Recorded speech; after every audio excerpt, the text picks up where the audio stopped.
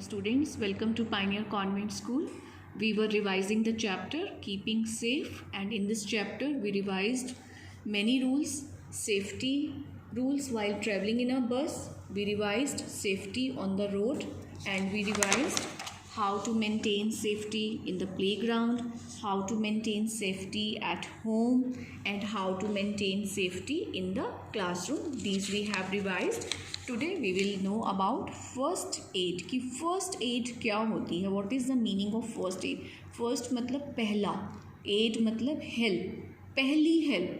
अब पहली help कैसी होती है? We will read in this paragraph. After an accident, एक accident के बाद the first help, वो जो सबसे पहली help that an injured person gets. Injured का मतलब चोट लगा हुआ व्यक्ति, घायल व्यक्ति जिसे मिलती है इज़ कॉल्ड फर्स्ट एड. तो उस फर्स्ट हेल्प को हम फर्स्ट एड कहते हैं. व्हेन वी, जब हम, और एनी ऑफ आवर फ्रेंड्स, या हमारा कोई फ्रेंड गेट हर्ट, उसको चोट लगती है, तो हमें कैसे मेंटेन करना चाहिए? We must keep calm. पहले तो हमें शांत रहना चाहिए.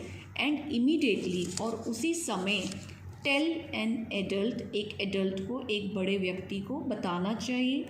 Are teachers in school, school में हमारे टीचर्स, और पेरेंट्स एट होम, और घर पर हमारे parents are always there to help us, हमें हेल्प करने के लिए होते हैं.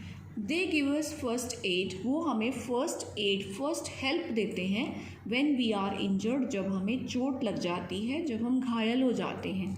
The first aid box at your home, at our home और school should have, first aid box होना चाहिए सबसे पहले. कहाँ कहाँ पे? घर पर, स्कूल में. और फर्स्ट एड बॉक्स में क्या होना चाहिए? The first aid box should have a bandage, उसमें एक बैंडेज मीन्स एक पट्टी होनी चाहिए. एंड एंटीसेप्टिक लोशन होना चाहिए, बैंडेड होना चाहिए, कॉटन होनी चाहिए, कपास, रुई. एंड एंटीसेप्टिक क्रीम होनी चाहिए, सिजर्स, कैंची होनी चाहिए. पेन रिलीविंग स्प्रे होना चाहिए, पेन ख़त्म करने वाला एक स्प्रे होता है, वो भी उसमें होना चाहिए.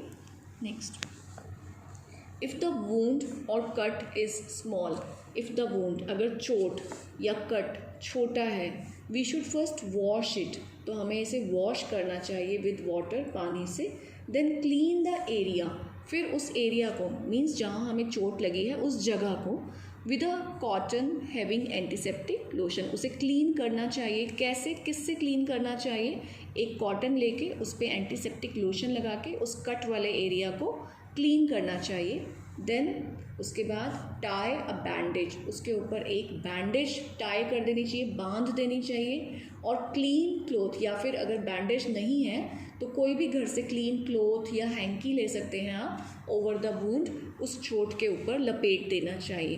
When we get a burn, और अगर हमें बर्न हो जाता है, कुछ स्किन जल जाती है, वी मस्ट इमीडिएटली मतलब उसी समय, we must put the burned area, जो एरिया जला है, जो फिंगर या जो भी बॉडी पार्ट जला है, हमें इमीडिएटली उसे अंडर द कोल्ड वाटर, हमें पानी चला के उसके नीचे रख देना चाहिए वो पार्ट, और अप्लाई आइस, या फिर हमें उस पर आइस लगानी चाहिए.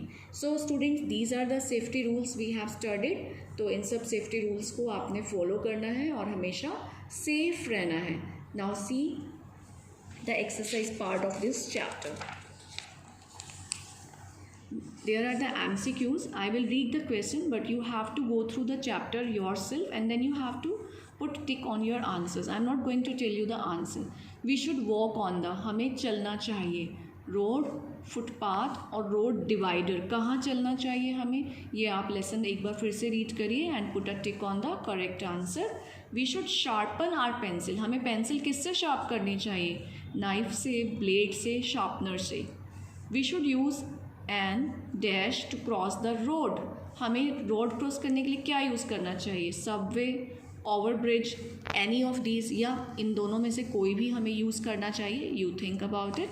Circle the things that can harm you, there is a list of things which can harm you. तो आपने देखना है कि कौन सी चीज़ें जो हमें हार्म करती हैं उन पे हम सर्कल लगाएं. Now you tell me, hot iron, bed, tree, इन तीनों में से आपको क्या हार्म कर सकता है? बेड हार्म करता है, ट्री हार्म करता है या हॉट आयरन हार्म करती है, वो आप चेक करके सर्कल लगाएं। इसी तरीके से आपने बाकी के ये सारे रीड करने हैं और करेक्ट आंसर पे सर्कल लगाना है। Now these are the fill ups, these are very easy, you can do all the fill-ups yourself after reading the chapter carefully.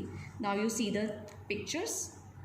Here are few pictures are given, so you have to tick the activities which we must do. जो activities हमें करनी चाहिए उस पर टिक लगाओ, जो activities हमें नहीं करनी चाहिए उन पे आप क्रॉस लगाएंगे।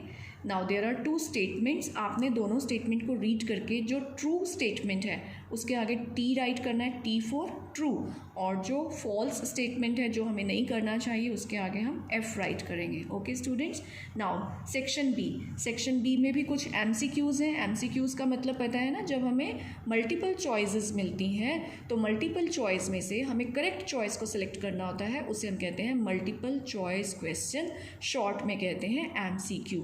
इन 2 क्वेश्चंस को आपने रीड करना है और खुद से अपने आंसर्स फिल करने हैं। You all are very intelligent, you can fill this all exercise yourself, you can fill all this exercise yourself, and then see you tomorrow in the next video. Bye.